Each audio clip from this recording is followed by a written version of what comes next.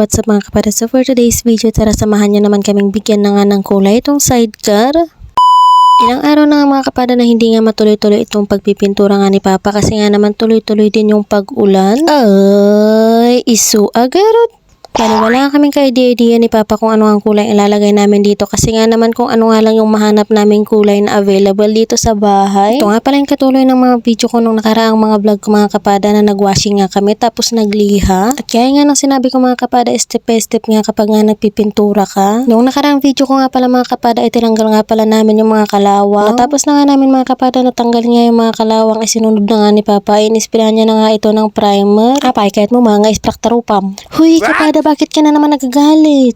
Akala ko nga mga kapada ay tapos na kami nagliha ay hindi pa naman pala. Pagkatapos nga ni Papa na ma-sprayan ito ng primer ay minasilya pa nga niya. Pagkatapos nga makikita nyo nga na naman ako dyan sa video nga kasi nga naman magliliha na naman kami. Han kayo kumaamam umaterupak.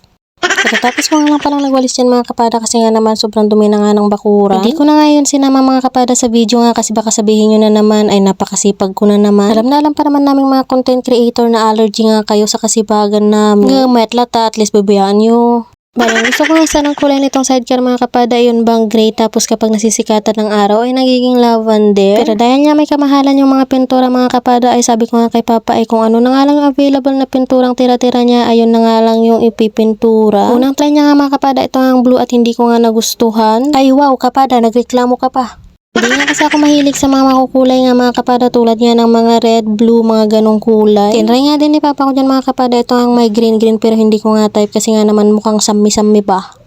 Kaya nga naman ang sinadjust ko sa kanya mga kapada ay paghalu-haluin na nga lang yung mga natitirang pintura. At tada! Ito na nga mga kapada yung kinalabasan ng kulay mga kapada nung pinaghalo-halo naming pintura. Saka ko na nga lang papapalitan ng gusto ko nga ang kulay itong sidecar mga kapada kapag nga pinarestro ko na yung motor ng with sidecar. Thanks to my Papa, yun lang. Bye-bye!